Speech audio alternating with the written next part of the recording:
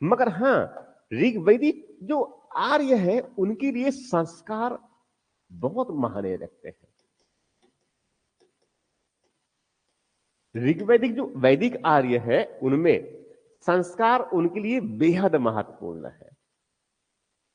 ठीक, अब जो पूर्व वैदिक कालीन समाज में जो विकसित एक जो आकार देने के लिए जीवन को आकार देने के लिए कुछ मूल्य, कुछ मूल्य मतलब मैं कुछ मूल्यवान वस्तु की बात नहीं कर रहा हूं। मैं उसमें मूल्य मतलब उनके जो है गुण की बात कर रहा हूं। मैं उनकी जो प्रारब्ध है, जहां से प्रारंभ होता है उनके बारे में ये, जिससे उनकी जीवन को आकार दिया जा सके, उनके व्यक्तित्व को आकार दिया जा सके, उनकी अस्मिता को, उनकी पहचान को गढ़ा जा सके। इसके लिए जो है समाज में, पूर्व वैदिक कालीन समाज में संस्कार व्यवस्था, किनकी बात कर रहा हूं मैं, उनकी संस्कार व्यवस्था। पूर्व वैदिक कालीन समाज में जो है कौन सी व्यवस्था है, संस्कार व्यवस्था है। इस संस्कार के माध्यम से जो है वह एक व्यक्ति को गढ़ता है, उनके व्यक्तित्व का विकास करता है उस संस्कार के माध्यम से। समझ में आ रहा जो कह रहा हूं मैं ये? ठीक, तो इस प्रकार से संस्कार एग्जैक्टली अगर देखा जाए तो ये एग्जैक्टली है क्या, ये एग्जैक्टली है क्या, ये जो है वैदिक आर्यों के परिवार में, के समाज में जो लोग रहते हैं, जो लोग रहते हैं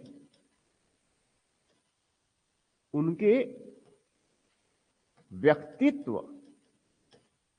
मतलब उनकी पर्सनालिटी की बात कर रहा हूं मैं, और उससे थोड़ी और बड़ा उनकी अस्मिता,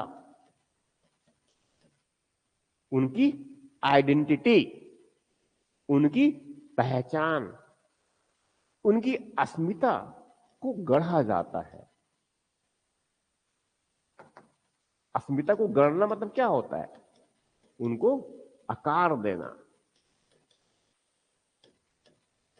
आकार देने की व्यवस्था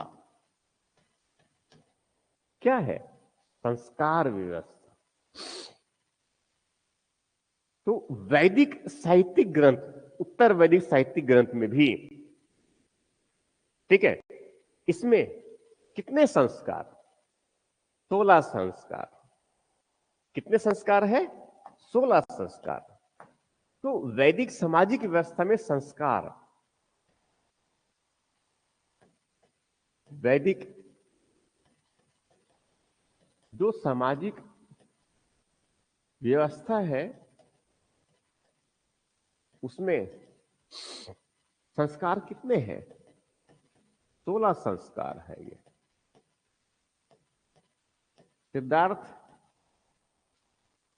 सिद्धार्थ इसमें मुझे बताएंगे कि 16 संस्कारों में सबसे अंतिम संस्कार कौन सा है, मुझे रिप्लाई करेंगे। 16 संस्कारों में जो है सबसे अंतिम संस्कार कौन सा है, अंत्येष्टि। कौन सा है, अंत्येष्टि। तो मैं 16 संस्कार के कुछ प्रमुख उनकी बात कर दे रहा हूं मैं ये, ठीक है। ये 16 संस्कार बता दूं, कितना बताना है? हम्म,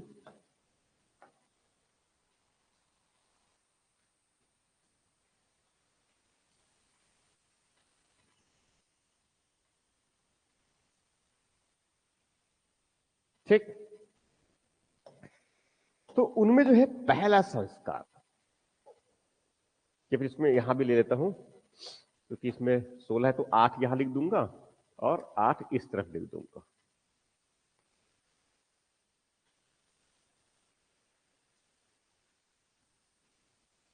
ठीक है,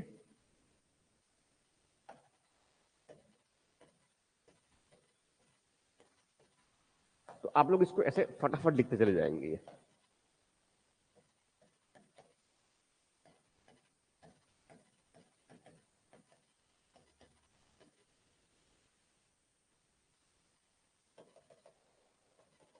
इनको क्या कहते हैं? संस्कार व्यवस्था।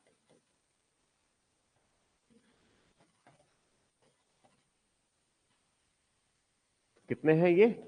कुल मिलाकर के 16 है ये, जिनमें पहला लिखते चले जाइए आप लोग। पहला जो संस्कार है, जिनको कहते हैं गर्भधान संस्कार। क्या बोलते हैं इनको? गर्भधान संस्कार। कभी कभी इनको जो है निषेक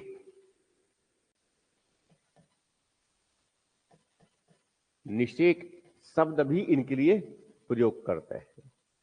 हम किसकी बात कर रहे हैं? गर्भधान संस्कार की बात कर रहे हैं ये, राइट। इसके बाद दूसरा जो संस्कार है, ठीक है, दूसरा जो संस्कार है उसे कहते हैं पुंसवन। उसे क्या कहते हैं? पुंसवन।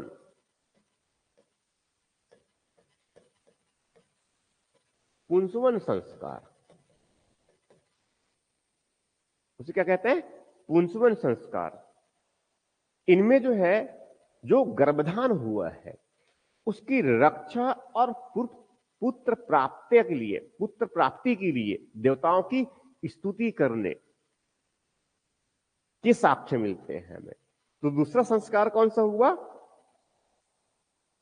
उस जो है, उस गर्भधान संस्कार में जो गर्भ में जो मूल स्थापित किया गया, ठीक है, उनकी रक्षा और साथ में जो है पुत्र प्राप्ति के लिए देवताओं की स्तुति किस संस्कार के अंतर्गत?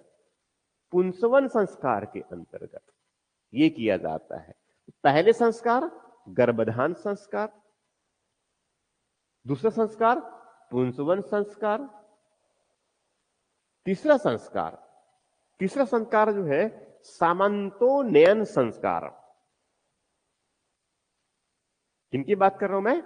सामंतोन्नयन संस्कार।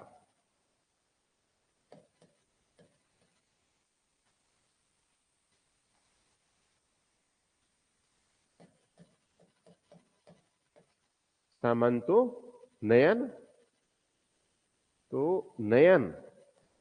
संस्कार। ये बहुत डिटेल्स में जाना नहीं है कि आपको सब कुछ याद रहे, मगर बस थोड़ा सा रफली आइडिया रहे इस संस्कार व्यवस्था के बारे में, कि आप कहीं भी अगर अपनी थोड़ा विद्वता भी अगर झाड़ना हो तो आप अपनी बातें बता सके। पूरी बात जरूरी नहीं कि आपको याद रहे, मगर गर्भधारण संस्कार सबसे प्रारंभिक जहां पर से जीवन की शुरुआत होगी उनकी बात कर रहे हैं ये, ठीक है। उसके बाद किसकी बात किया मैंने? पुंसवन। उस गर्भधान में जो हुआ, जो मूल स्थापित हुआ है उनकी रक्षा और पुत्र प्राप्ति के लिए। अब उसके बाद किसकी बात करूं मैं? सामंतोन्नयन संस्कार। सीमांतोन्नयन, समांतो हो गया, सीमांतोन्नयन संस्कार। इनमें जो है क्या है, जो गर्भस्थ जो शिशु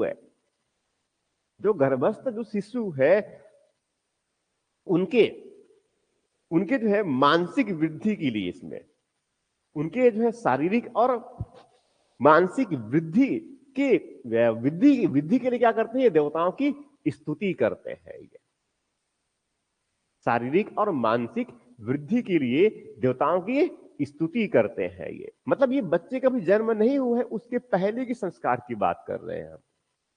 तो सीमांतोन्नयन संस्कार जो है क्या है?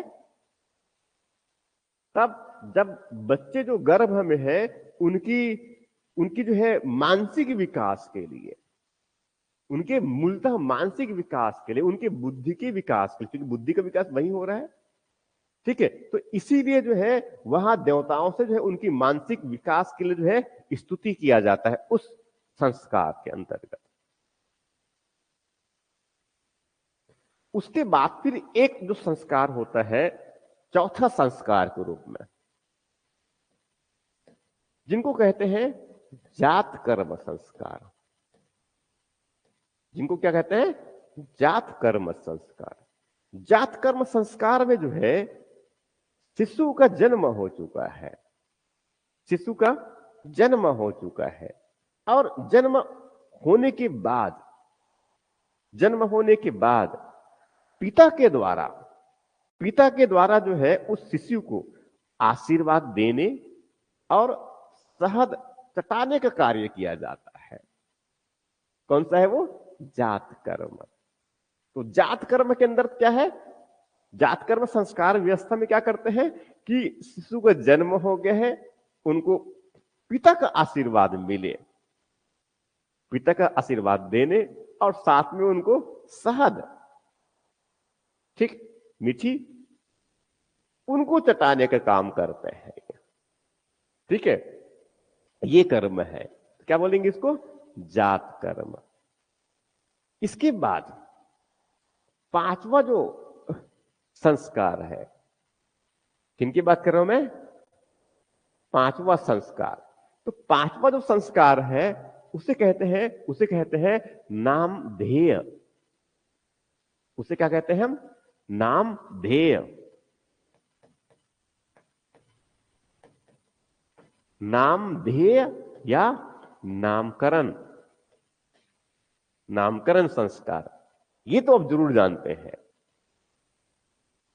ये आप जरूर जानते हैं। इनको कभी कभी नामधेय भी कहते हैं। क्या कहते हैं? नामधेय मीन्स नामकरण संस्कार। नाम स्वाभाविक है, इस दिन जो है क्या करेंगे? बच्चे का नामकरण करेंगे, ठीक। उसके बाद ठीक है, उसके बाद में एक जो छठवां जो संस्कार है उसको कहते हैं निष्क्रमण।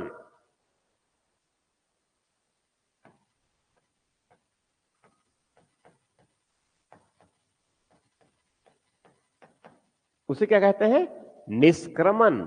निष्क्रमण का मतलब यह हुआ कि बच्चे जो अभी केवल मां की गोद में या फिर छोटी भाई बहन है, बड़ी भाई बहन है, उनके गोद में, कभी पिता की गोद में, कभी नाना नानी, कभी दादा दादी, बस, मगर कहां पर? घर के अंदर ही रहते।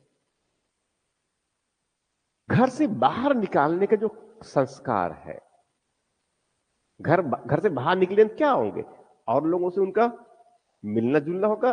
छोटे बच्चे हैं मगर लोग तो उनको देखेंगे, किसी की अच्छी नजर भी हो सकती है और किसी की बुरी नजर भी। इस पर काला टीका जरूर लगाएंगे, वही है ना, बुरे नजरों से बचाने के लिए, ठीक। तो बाहर जो निकालते हैं उस संस्कार को पिता के द्वारा क्या कहते हैं? निष्क्रमण संस्कार। क्या कहते हैं?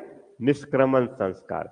उसके बाद जब वो थोड़ा सा 6 महीने कम से कम हो जाता है, वर्तमान में भारत सरकार भी कहते हैं कि बच्चे को जो है 6 महीने तक केवल जो है मां का दूध पिलाया जाना चाहिए,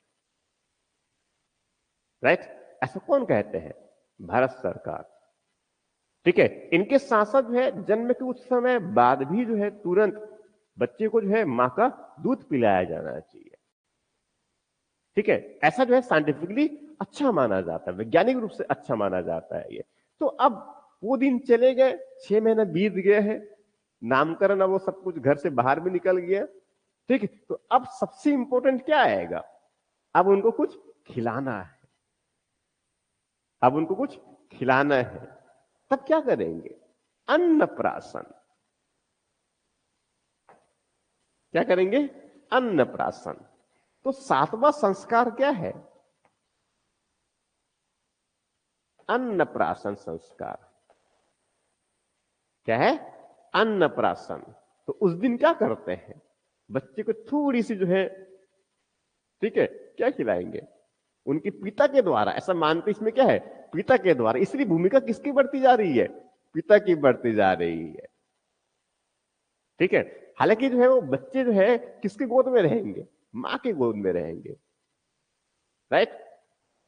तो अन्नप्राशन संस्कार दिन क्या करेंगे? वो चम्मच में या फिर जो भी तरीके से हो, क्या करते हैं ये, बच्चे को थोड़ी सी जो है, कुछ नहीं तो खीर बना के उनको थोड़ा सा खिलाए। यहां से प्रक्रिया उनकी शुरुआत होती है ये। ठीक है। तो इससे इनका क्या होता है, जो शारीरिक और मानसिक विकास के लिए जितनी उनको ऊर्जा की आवश्यकता है, वहां से उनको अब मिलना शुरू हो जाता है। वहीं से फिर उस बच्चे का जो है, जो विकास की जो गति है, बहुत तेजी से आगे बढ़ने लगती है। तो ये हम किसके माध्यम से जो है कि उस किसके माध्यम से जो है उस बच्चे के जो है जीवन को आकार दे रहे हैं? उस संस्कार के माध्यम से। प्रत्येक संस्कार में जो है, उस प्रत्येक संस्कार के माध्यम से जो है उस बच्चे के जो है, उस बच्चे में जो है मूल्य, उस बच्चे में जो है मूल्य और नैतिकता या संवेदनशीलता की भावनाओं को गढ़ा जा रहा है कि वो एक अच्छा व्यक्तित्व बने, वो एक अच्छा व्यक्ति बने। किसके लिए? परिवार के लिए, पूरी समाज के लिए, पूरी मानवता के लिए। इसीलिए इस प्रकार की संस्कार की व्यवस्था। समझ में आ रहा जो कह रहा हूं मैं ये? ठीक। ये तो कितने संस्कार हो गया? 7 संस्कार। एक संस्कार और। उसके बाद फिर अब उनको थोड़ा सा खिला पिला भी गया है, अब थोड़ा समय और आगे बढ़ गया, बच्चे बड़े हो रहे हैं। तो बच्चे बड़े होंगे, उसके बाद में जो है एक और बहुत महत्वपूर्ण काम होता है। ठीक है। वहां क्या होता है? चूड़ा कर्म। चूड़ा पहनाया जाता है, बच्चे को चूड़ा पहनाते हैं ना ये, और उसी समय उनका मुंडन भी करा दिया जाता है। तो मुंडन संस्कार, या फिर क्या बोलते हैं उनको, चूड़ा कर्म संस्कार। 8वां क्या कहेंगे? मुंडन संस्कार, या इनको चूड़ा कर्म। चूड़ा चूड़ी इस दिन पहनाया जाता है। ठीक है। तो ये भी क्या हो गया? ये संस्कार कितने हो गए? 8 संस्कार। पहले संस्कार मैंने क्या बताया इसमें? गर्भाधान संस्कार है। दूसरा कौन सा है? पुंसवन संस्कार है। तीसरा कौन सा है? सीमांतोन्नयन संस्कार है। चौथा कौन सा है? जातकर्म संस्कार है। 5वां कौन सा है? नामधेय संस्कार है। नामकरण, नाम रखा जाता है। 6वां नंबर में क्या है? निष्क्रमण। 7वां नंबर में अन्नप्राशन। 8वां नंबर में मुंडन या चूड़ाकर्म। ठीक। ये अब जो है 9वां नंबर पे जा रहे हैं हम। ठीक है। 9वें नंबर में वो मुंडन भी करवा दिया गया और चूड़ी पहना दिया गया। अब उसके बाद में क्या करेंगे? कुंडल पहनाना है उनको। तो क्या करेंगे? ये कान में छेद करेंगे, ऐसा है ना ये। ठीक है। तो क्या है? कर्ण छेदन संस्कार।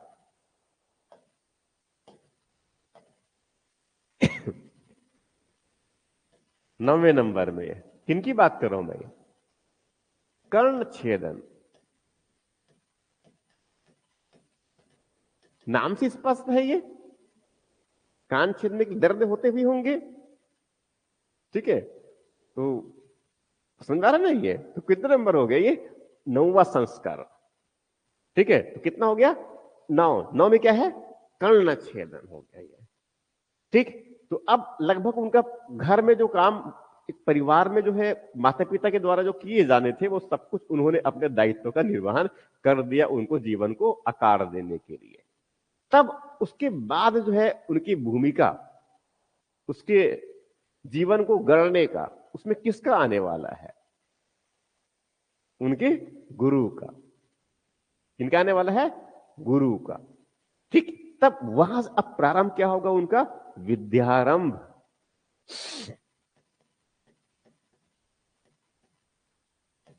विद्यारंभ संस्कार गुरु के पास, विद्यारंभ संस्कार में जो है गुरु के पास, वहां जो है गुरु के पास चला जाएगा अब। ठीक है, गुरु के पास ले जाकर के जो है उनको क्या करेंगे? प्रारंभिक अक्षर ज्ञान करवाएंगे। तो विद्यारंभ का मतलब क्या हुआ? हम उसकी विद्या का आरंभ करवा रहे हैं उस साक्षात उस संस्कार के माध्यम से।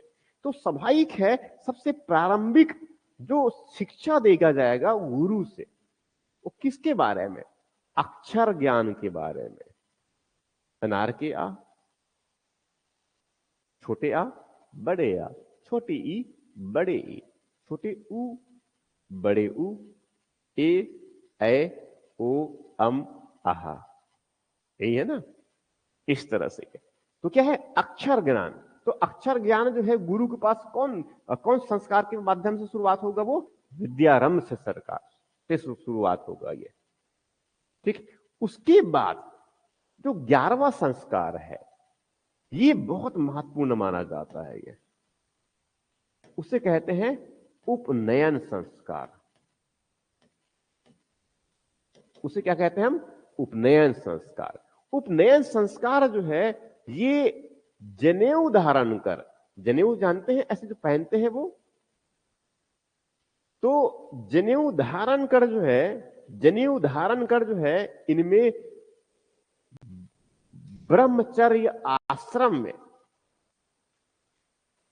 जो आश्रम व्यवस्था है जीवन में, जो वैदिक सामाजिक, वैदिक और उत्तर वैदिक जो सामाजिक व्यवस्था है उनमें जो आश्रम व्यवस्था है, जो बताऊंगा मैं ये आश्रम व्यवस्था का मतलब यह मान के चलिए उनको इस प्रकार से सामान्य भाषा में कि जीवन को अनुशासित बनाए रखने के लिए, जीवन में अनुशासन बनाए रखने के लिए या फिर अनुशासित जीवन जीने के लिए जीवन के अलग अलग कालखंड को हमने एक आश्रम के रूप में बांट रखा है। 100 वर्ष का हमने एक औसत अवधि लिया कि व्यक्ति इतना जीवन जीता है। उस पूर्व वैदिक काल में कितने वर्ष? 100। उनमें प्रारंभिक जो अब 25-25 तो एग्जैक्टली नहीं कहेंगे क्योंकि यहां पर तो बच्चे जो है पहले घर में अकेले रहते, घर में रहते थे, फिर आसपास में, उसके बाद फिर वहां बहुत बाद में गए ना गुरु के पास उपनयन संस्कार। तो उपनयन संस्कार मतलब 11वें संस्कार की बात कर रहा हूं, थोड़ा बड़ा हो गया है, जनेऊ धारण करते हैं, अब चलता है थोड़ा ठीक ठाक, अक्षर ज्ञान भी हो गया है प्रारंभिक। तब वहां से अब उनको मूल शिक्षा देने के लिए, मूल शिक्षा देने के लिए उनका किस आश्रम व्यवस्था, सबसे पहला आश्रम व्यवस्था, ठीक है, कौन सा? ब्रह्मचर्य आश्रम व्यवस्था। कौन सा? ब्रह्मचर्य आश्रम व्यवस्था। उसमें प्रवेश कराया जाता है। ठीक है, किससे? उपनयन संस्कार से। तो यहां से शुरुआत क्या हो गया इनका? ब्रह्मचर्य।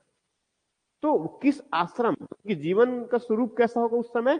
ब्रह्मचर्य। ठीक है, इसके बाद आगे के जो आश्रम व्यवस्था है दूसरा, जब उनकी शिक्षा ये सब कुछ पूरा हो जाएगा तब कौन सा? तब कौन सा आएगा? गृहस्थ आश्रम। कौन सा? गृहस्थ आश्रम। उनके बाद फिर जो है जब घर परिवार का दायित्व संभालने के बाद अगला जो आश्रम व्यवस्था समाज के लिए, जो अनुभव से सीखा, ठीक है, उनको बांटने का प्रयास करेगा, वहां जंगल में रहेगा और वहां से आकर के समाज में सेवा करेगा। कौन सा आश्रम व्यवस्था? वानप्रस्थ। और उसके बाद सबसे अंतिम जो आश्रम व्यवस्था है वो क्या है? संन्यास। केवल अपने लिए काम करेगा, अपने लिए, अपनी मोक्ष की प्राप्ति के लिए काम करेगा। राइट? तो आश्रम व्यवस्था कितने होते हैं? 4। पहला क्या है? ब्रह्मचर्य आश्रम व्यवस्था। दूसरा क्या है? गृहस्थ आश्रम। तीसरा क्या है? वानप्रस्थ। और चौथा क्या है? संन्यास। राइट? इस तरह से ये।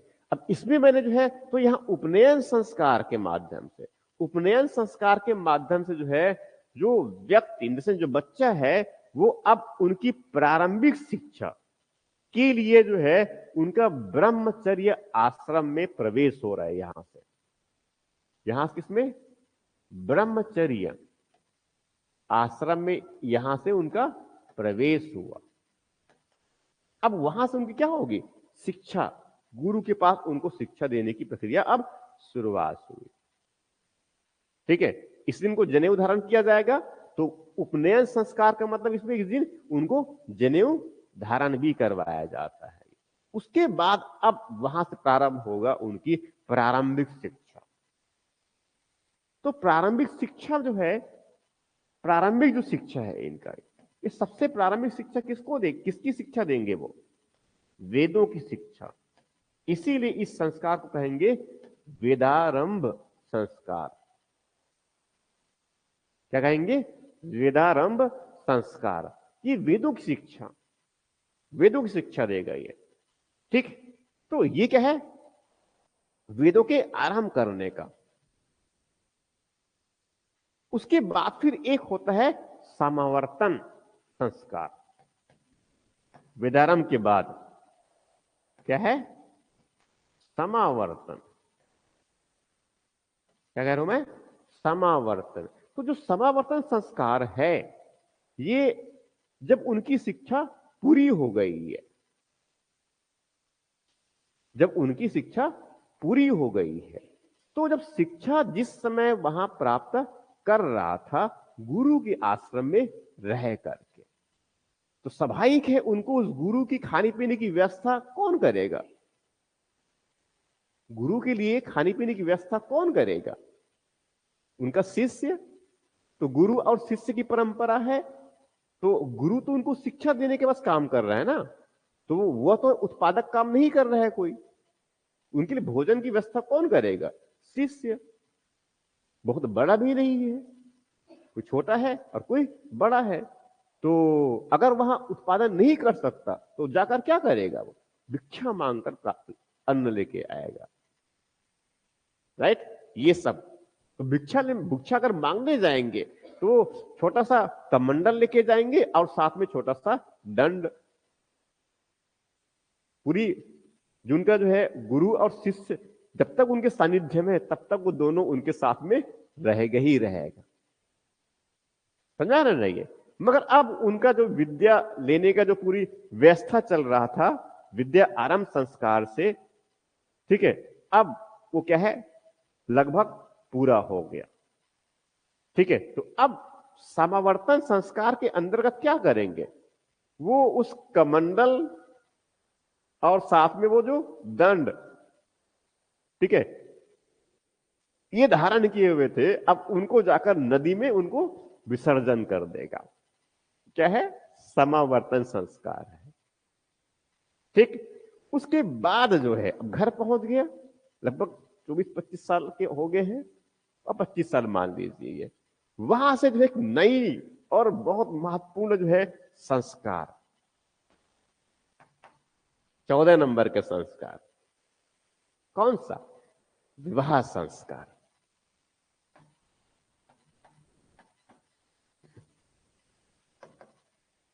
कौन सा? विवाह संस्कार। तो विवाह एक्जेक्टली अगर कहा जाए तो ये क्या है? एक संस्कार है ये। अभी वर्तमान में जो है विवाह एक सामाजिक संस्था है। वर्तमान में जो है समाज में एक बहुत महत्वपूर्ण संस्था कौन सा है? विवाह। समाज में बहुत महत्वपूर्ण संस्था क्या है? विवाह। तो संस्कार 14वें संस्कार में कौन हो गया? विवाह संस्कार। अब इस विवाह संस्कार में किसमें? इस विवाह संस्कार में कितने प्रकार के विवाह? 8 प्रकार के विवाह। उसको बताऊंगा मैं थोड़ी देर बाद में भी।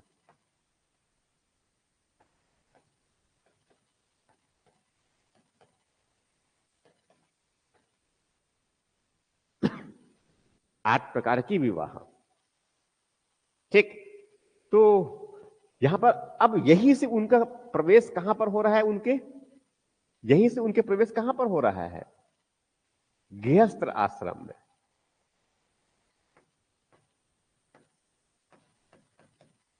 यहां से किसे प्रवेश हो रहा है? उनके गृहस्थ आश्रम में। अब पत्नी, पुत्र, पुत्रियां, फिर उसकी पूरी जिम्मेदारी, ठीक है, अब वहां उनका निर्वहन करेगा ये।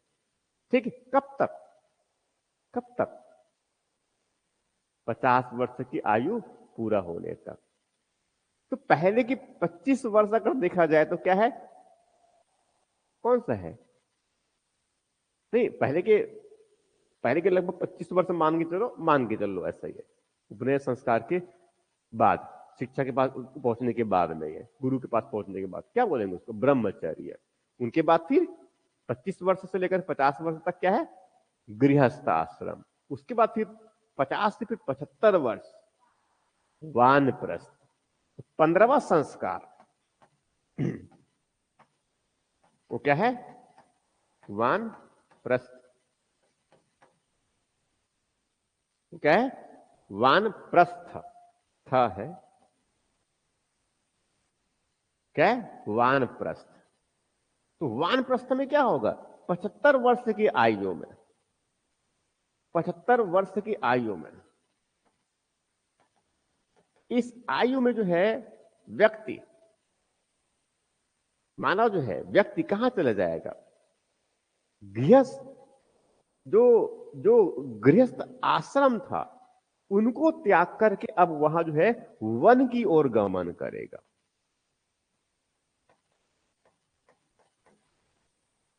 वन नहीं, इनको अरण्य ऐसा कह देते हैं। आयु में अरण्य मतलब वन की ओर इनका गमन होगा। कहां पर? जंगल चले जाएंगे, ठीक है, और वहां पर अध्ययन करेंगे और खुद को और तैयार करेंगे और समाज की सेवा करेंगे। ठीक, तो कौन सा हो गया 15 नंबर में? वानप्रस्थ। उसके बाद जो है 16वें संस्कार और सबसे अंतिम। सिद्धार्थ, 16वें संस्कार में से अब तक कौन सा संस्कार बच गया? 16वें नंबर में कौन सा है? जल्दी मुझे मैसेज करिए।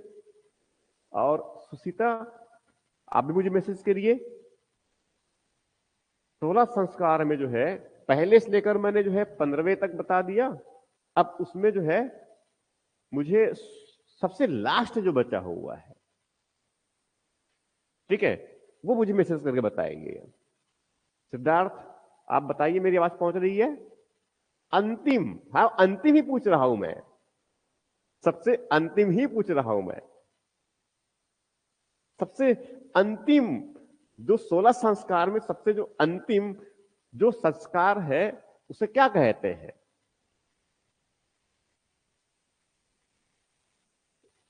अंतिम संस्कार। वो तो मैं खुद ही कह रहा हूं, उनको अंतिम संस्कार कहेंगे।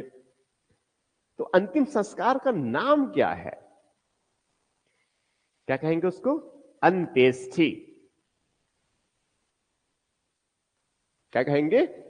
अंत्येष्टि। तो 16वें संस्कार क्या है? अंत्येष्टि। अंत्येष्टि, ठीक, ये तो मालूम चल गया होगा। सिद्धार्थ, उनको मालूम नहीं था, नहीं पता सर बोल रहे हैं, ठीक है, तो ठीक, अब पता चल गया होगा ये। तो ये क्या है? संस्कार व्यवस्था है ये। तो ये क्या हो गया? संस्कार व्यवस्था। तो कितने संस्कार हो गया?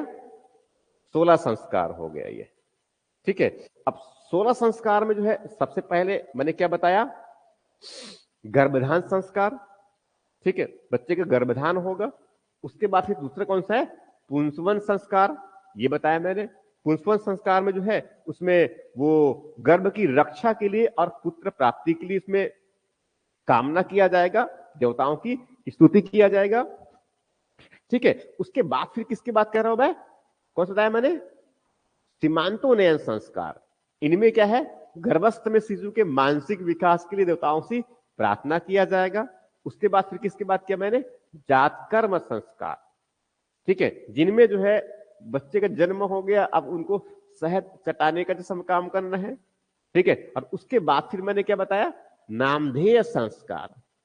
क्या करेंगे उस दिन, नामकरण करेंगे, ठीक है, उनको क्या है, नामकरण। उसके बाद फिर जो है निष्क्रमण।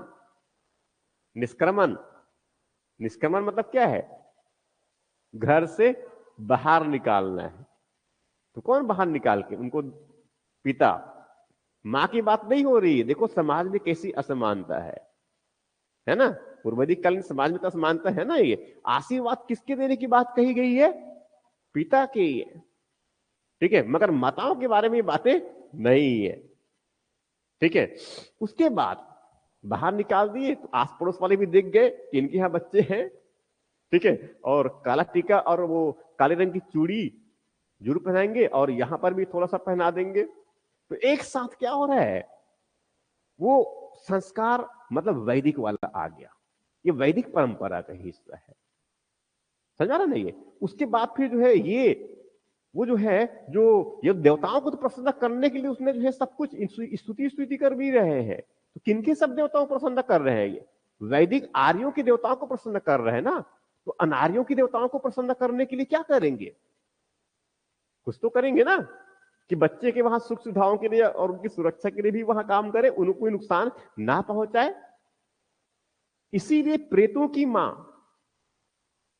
इसीलिए जो है प्रेतों की मां जो उस पेड़ में निवास करते हैं, कौन सा, बेर में या फिर पीपल में, प्रेतों की मां परेतिन।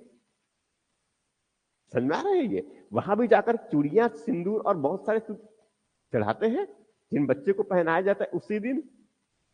समझ में आ रहा है ये। तो किसकी पूजा, अनार्यों की देवता की पूजा।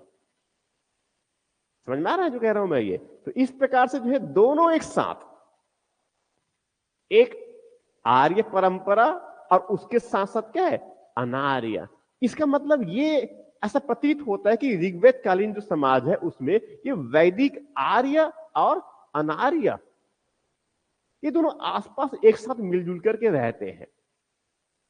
कई लोग कहते हैं कि झगड़ते हैं, ये झगड़ते रहे होंगे कुछ मात्रा में, मगर उसके बावजूद भी जो है, उसके बाद भी वो एक ही बस्ती में रहते हैं, एक ही क्षेत्र में रहते हैं। ये ऐसे हमें कई अब पुरातात्विक साक्ष्य मिले हैं, पुरातन अवशेष मिले हैं। उनके जो है, जो मटके बनाने के जो तरीके थे, मिदभान बनाने के जो तरीके, ठीक है, तो उसमें दोनों प्रकार के मटके, जो वैदिक आर्यों के मटके बनाने की स्थिति, उनकी जो स्वरूप था, उनका ढांचा था, जैसा मटका बनाया था, और जो आर्य लोग जो मटके बनाते थे, ठीक है, तो दोनों अलग अलग, मगर दोनों के साक्ष्य जो है एक ही अवधि के, एक ही अवधि के दोनों के साक्ष्य जो है हमें एक ही जगह पर मिले हुए हैं। मतलब दोनों एक साथ में रहते थे। एक साथ का मतलब छोटी छोटी बस्ती बना, छोटे छोटे घर बना करके अपने जिस प्रकार से भी हो, ठीक है, मगर आर्य और अनार्य एक साथ एक ही जो है ऐसे बस्ती में रहने के हमें साक्ष्य मिले हैं। तो ये सब देवताएं उसी समय एक साथ में होते जा रहे हैं उनके, ठीक है। तो वर्तमान में हम लोग भी सेम स्थिति है हमारी ना।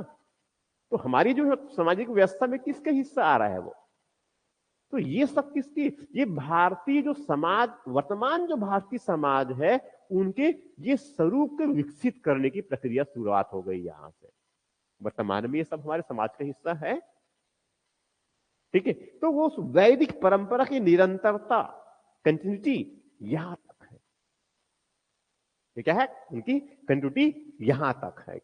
तो अंत्येष्टि शुरुआत में कहां बताया, इस गर्भधान, यहां क्या है, नामधेय, नामकरण हो गया। उसके बाद क्या है, निष्क्रमण, घर से बाहर निकाला उसको पहले बार।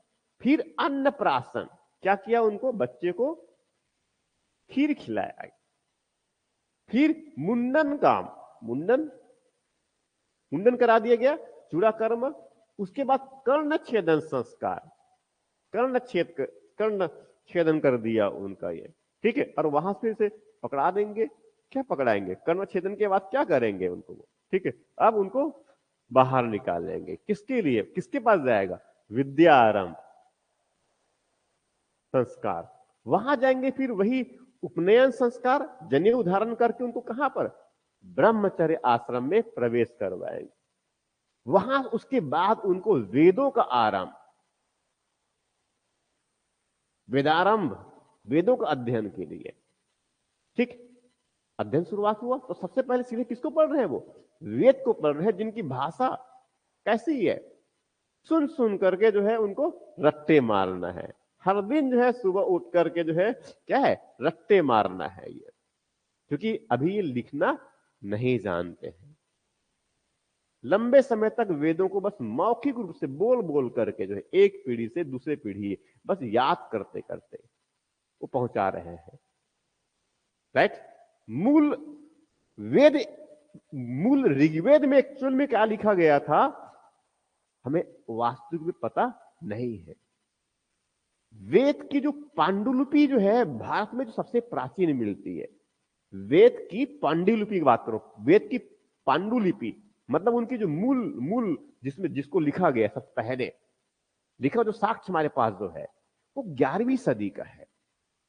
किस सदी का है? 11वीं सदी का है।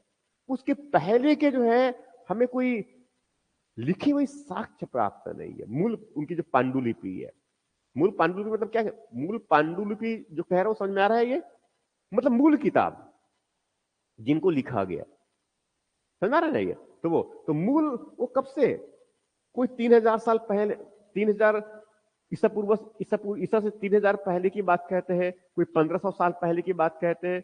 तो उसके में कोई लिपि था ही नहीं उस समय, लिखने जानते ही नहीं थे, बस बोल बोल करके जो है रट्टे मरवाते थे और बच्चा जो है उनको रट्टे मार लेता था। वो बच्चा बड़ा हो गया, गुरु बन गया, फिर दूसरे और अपने शिष्य को रट्टे मरवाया, फिर और उसका जो शिष्य हुआ वो रट्टे मारा, फिर ऐसे जो है क्या है एक रटंत प्रणाली। इसीलिए उच्चारण पर बहुत विशेष बल देते थे। ठीक है, उच्चारण पर बहुत विशेष बल देते थे और उसमें उच्चारण में कोई गलतियां ना हो अक्षरों की, इसीलिए जो है ये अक्षर बहुत कम रखते थे। थोड़ा सा अक्षर मगर उसमें बहुत सा भाव, थोड़ा सा अक्षर मगर उसमें बहुत से भाव।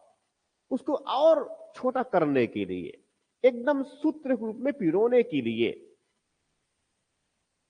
एक बहुत महत्वपूर्ण जो है एक साहित्यकार भी कह सकते हैं, व्याकरण विद भी कह सकते हैं, पाणिनि। क्या बात कर रहा हूं मैं? किसका नाम ले रहा हूं? पाणिनि। तो पाणिनि ने जो है एक 4वीं सदी ईसा पूर्व में, मैं वैदिक ग्रंथ मतलब कब की बात कर रहा हूं ऋग्वेद बारे में? 1500 ईसा पूर्व की बात कर रहा हूं भाई। तो 400 ईसा पूर्व के आसपास में, 400 ईसा पूर्व के आसपास में, कौटिल्य से थोड़ा पहले, कौटिल्य से थोड़ा पहले, मतलब कौटिल्य मतलब विष्णुगुप्त अर्थात चाणक्य, उससे थोड़ा पहले उन्होंने व्याकरण लिखा संस्कृत में पहली बार। अभी तक किसी ने व्याकरण तैयार नहीं किया था वैदिक संस्कृत का। ठीक है, तो इसके थोड़ा पहले जो है समझ लो कि लेखन की प्रक्रिया शुरुआत हो गई है। राइट? इनको लेखन प्रक्रिया अगर ये माना जाए कि लगभग वैदिक आर्यों के द्वारा लेखनिक प्रक्रिया माना जाए तो 1200 ईसा पूर्व के आसपास में ऐसा हुआ होगा, कुछ इतिहासकारों का ऐसा मानना है। तो व्याकरण तैयार कब हुआ इनका? 4वीं सदी ईसा पूर्व में। चौथी मतलब क्या? 400 ईस्वी के आसपास। राइट? 400 ईस्वी के आसपास। किसने रचा इनका? संस्कृत का जो है सबसे पहले जो है व्याकरण किसने तैयार किया? पाणिनि। क्या नाम है इसका? पाणिनि। और उसकी जो रचना है, जो व्याकरण कहते हैं उनको क्या कहते हैं? अष्टाध्यायी। तो अष्टाध्यायी किसकी रचना है? पाणिनि का। किसमें रचा गया है ये?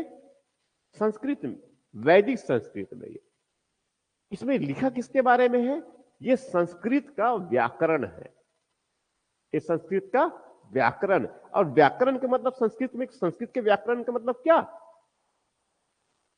मी व मा ती ता अंति।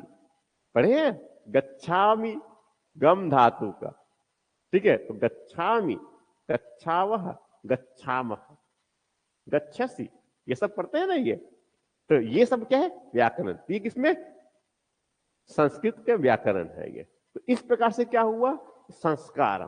तो ये कुल मिलाकर के जो है यहां से कर्ण छेदन, फिर विद्या, फिर उपनयन में क्या है? जनेऊ धारण करने वाला। वेदारंभ में वेद, संवर्तन, फिर विवाह, 8 प्रकार के बताऊंगा। वानप्रस्थ, जंगल में चला गया। और अंत्येष्टि मतलब क्या है? अंतिम संस्कार है ये।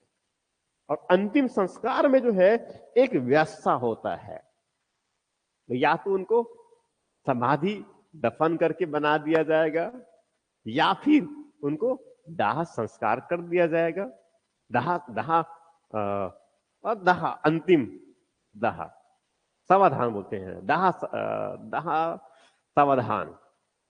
ठीक है, तो उनको वो जला देते हैं ना, खाक कर देना, सुपुर्दे खाक। क्या है? सुपुर्दे खाक। ठीक है। और ठीक, तो ये क्या हो गया? 16 संस्कार।